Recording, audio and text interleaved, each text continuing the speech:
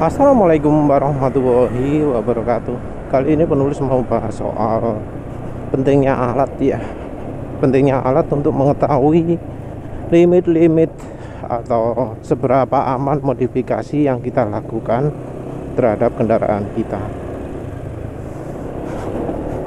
Kalau contoh yang barusan itu adalah modifikasi koil, modifikasi kabel busi, modifikasi businya masih aman sih, jadi mungkin karena itu orangnya masih nggak ekstrim gitu ya. Jadi si bro ini menggunakan coil racing, kabel busi racing, tapi dari businya masih busi standar, busi iridium ya. Tapi penulis bilang standar itu maksudnya adalah karena businya masih yang pakai resistor.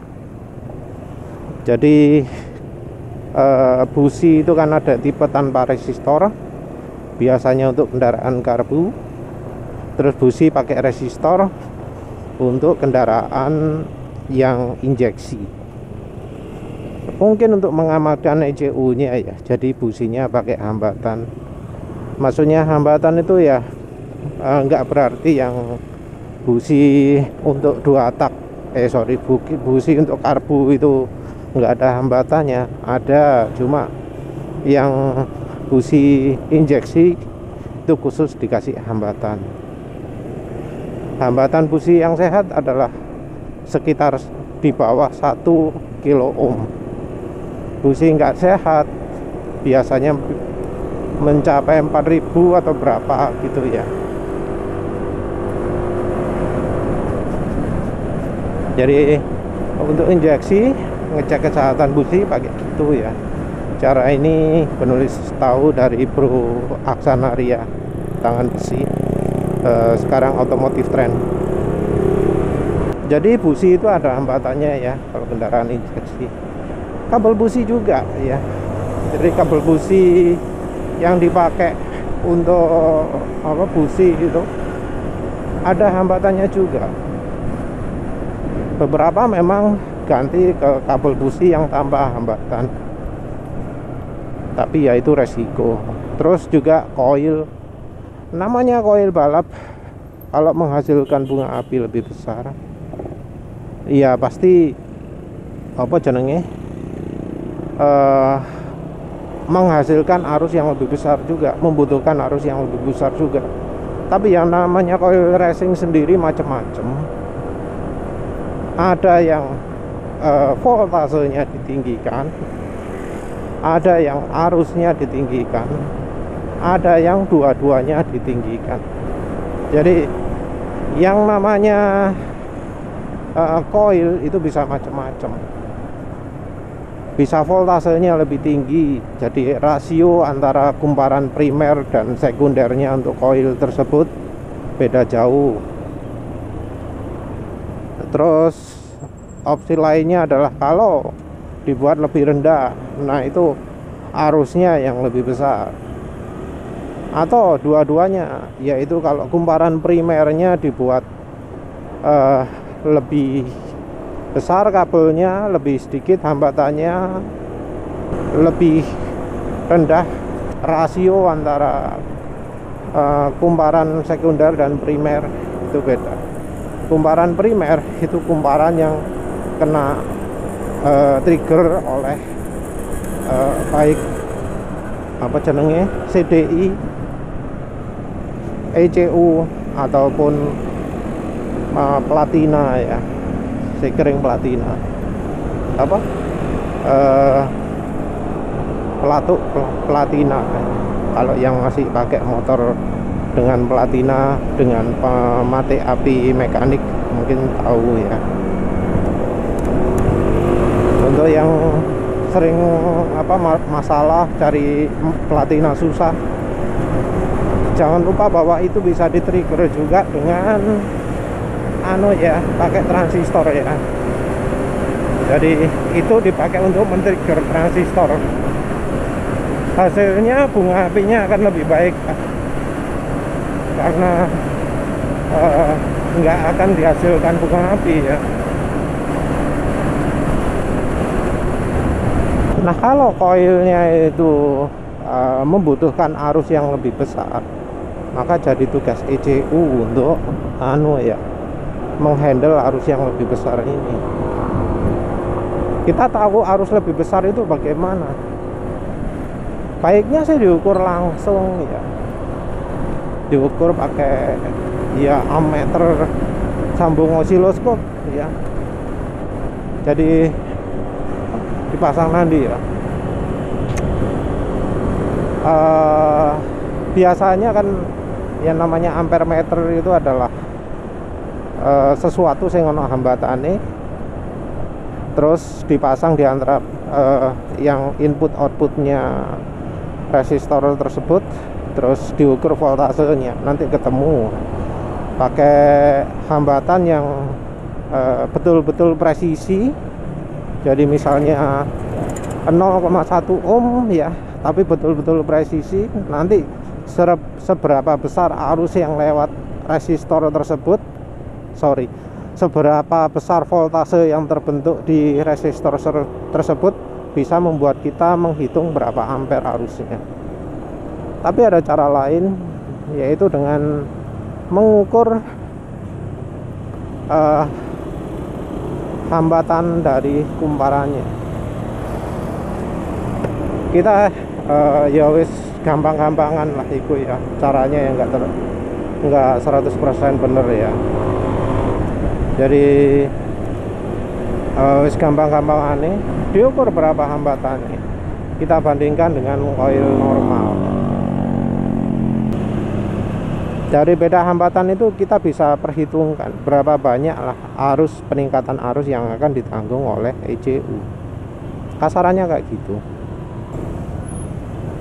Itu untuk koil. Hal yang sama juga kita bisa lakukan dengan kabel busi ya. Cuma mungkin kalau membandingkan kabel busi agak susah ya, karena biasanya kabel busi koil itu jadi satu ya. Jadi agak susah juga, kita harus potong dulu yang aslinya. Busi juga tadi bisa kita ukur hambatannya juga. Nah, kita nanti bisa total, itu nanti berkurangnya berapa banyak. Nah, itu kira-kira yang jadi perhitungan berapa sih nanti penggunaan arusnya. Kalau yang kabel busi ya kita hitung pakai voltase tinggi ya. Pemakaian arus ini kita bisa pakai untuk mengetahui ya, berapa jauh perubahan arus dari ECU ke koil, untuk mengetahui apakah ya, kalau misalnya ECU-nya ada spesifikasinya kuat berapa ampere, itu kita bisa bandingkan.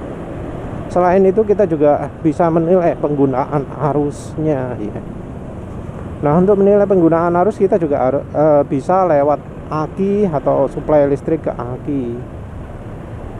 Kalau pas misalnya ya kita pakai voltase tinggi, arus tinggi koilnya, kan pemakaian arus akan meningkat. Nah, apakah arus yang lari ke aki itu jadi berkurang atau masih memenuhi? Apakah aki itu masih ngisi atau habis? Nah, itu kita bisa tahu dari situ. Mungkin ada trik ya yang membuat aki itu lebih sigap, karena aki kan biasanya pakai aki timah ya. Aki timah itu pengaliran arusnya itu termasuk yang paling rendah di antara tipe baterai yang lain. Jadi kalau misal kita butuhnya yang penyaluran arusnya kuat, ya kita harus opsi pertama upgrade akinya ke yang penyalurannya kuat, yaitu aki lithium.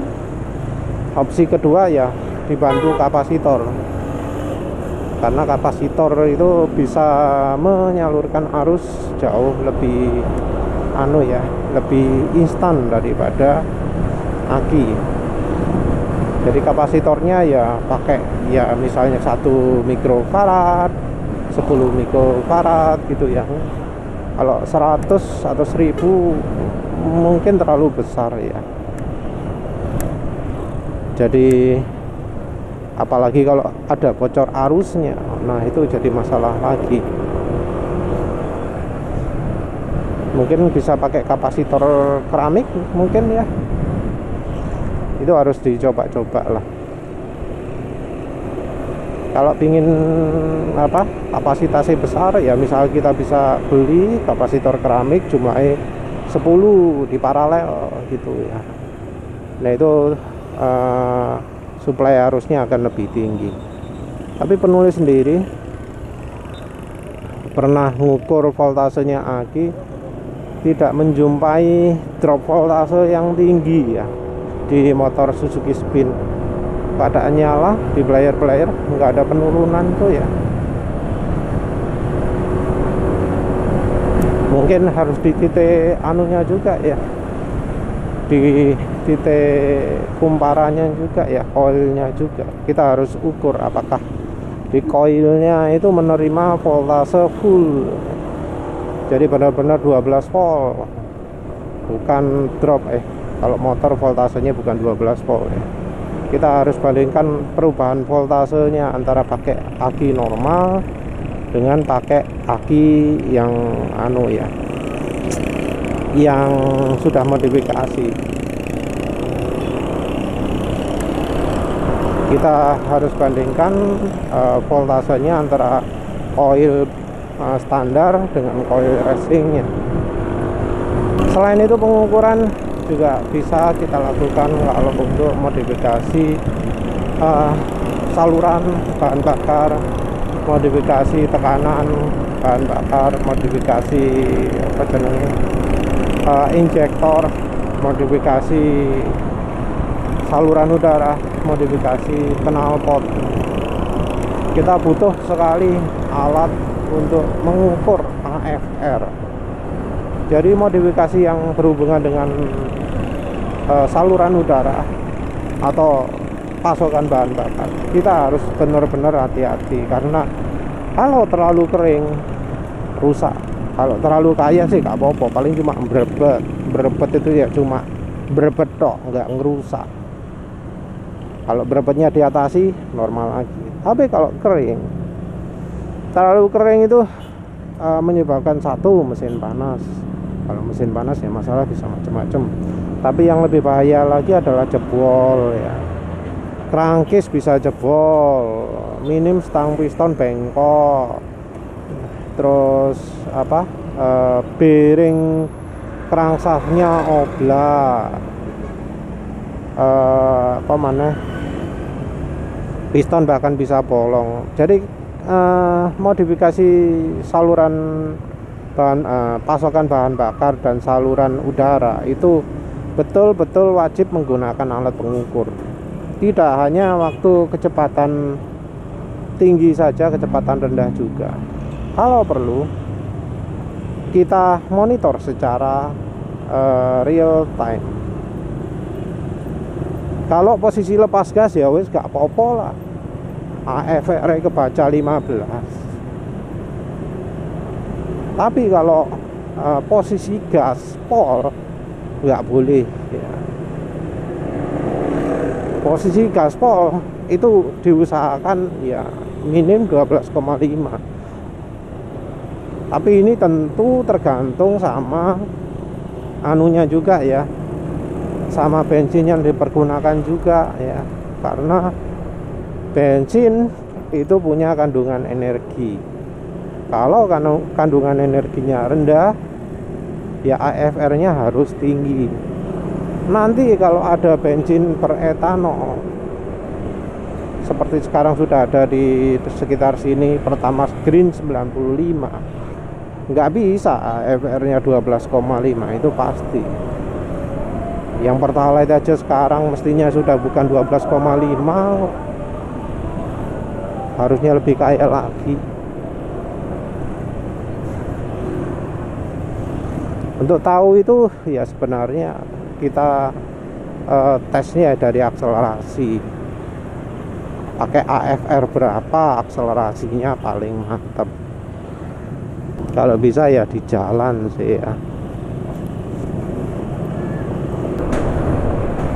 Kalau yang lebih canggih lagi ya kayak apa jenenge, udaranya pakai flow sensor, terus boleh bensinnya nggak opo ya, untuk mengetahui debit bahan bakar itu. Mesti non alat pisan kan ya. Jadi ya memang sih ya, modifikasi motor tanpa alat itu bisa, tapi ya baiknya menggunakan alat, menggunakan monitor, menggunakan informasi lain-lain, dan itu akan mendeteksi masalah lebih dini. Misalnya soal busi tadi ya, soal pengapian. Kalau pakai osiloskop atau pakai ammeter atau ya bisa gak bondo-bondo nih voltmeter, kita bisa tahu apakah pasokan listrik cukup. Jangan sampai nanti pas di trial setempat di mesin dyno oke, tapi dicoba di jalan raya berebet entah karena kekurangan listrik atau apalah, karena busung. Jadi ya baiknya sebelum modif cek dulu alat-alatnya biar ya dapat yang paling baik lah. Osiloskop sendiri harganya mungkin sekarang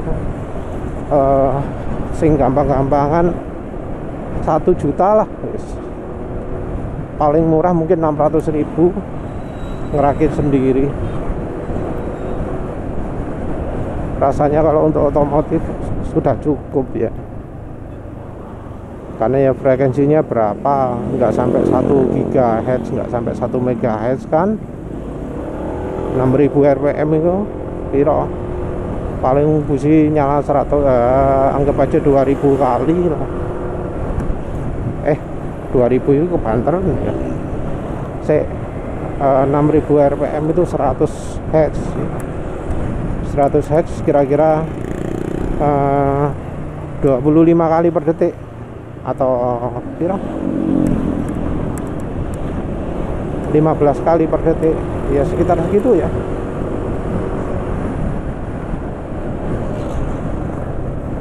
Dari situ juga kita juga bisa menilai coil mana yang bagus. Jadi coil yang bagus itu ECU mana yang bagus.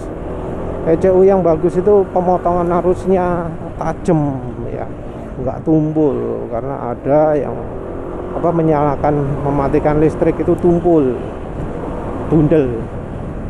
Jadi spesialnya arus ya, spesialnya bunga api itu voltasenya akan jauh lebih tinggi bila pemutusan arusnya itu betul-betul mendadak ya. Jadi kalau arus itu diputusnya mendadak, maka voltasenya bisa lebih tinggi. Bunga api akan terbentuk arah kebalikan dari pemutusan arus. Jadi mungkin kalau cari coil, niat banget cari coilnya, kita cari yang positif base apa negatif base, apa lali jenenge. Tapi yang jelas dari eksperimen penulis pakai bunga api, memutus listrik dengan dipaksa betul-betul tajam pemutusannya, itu voltasenya bisa jauh lebih tinggi, efisiensinya jauh lebih tinggi. Nggak cuma dari feritnya, nggak cuma dari cara lilitannya, nggak cuma dari tipe kabelnya, tipe kawat, rasio berapa, tapi sinyal pemutusan arusnya itu juga penting. Tapi tentu dengan pemutusan arus yang lebih kuat tersebut, transistornya akan lebih terbebani. Jadi ya ECU nya akan jauh lebih panas. Sepanas apa? Mungkin pernah tahu ya, chargernya penulis. Nah itu cara kerjanya kan seperti itu. Itu kalau dipakai untuk menghasilkan bunga api itu bisa itu. Walau nggak pakai secondary, pakai primary tok bisa. Nah itu dipakai primer tok ya, arusnya nggak seberapa, cuma 1 ampere, tapi hasilnya yang namanya solder itu bisa leleh. Solderan itu ya, yang dari timah itu sampai leleh saking panasnya ya, sampai gak kuat gara-gara panasnya itu.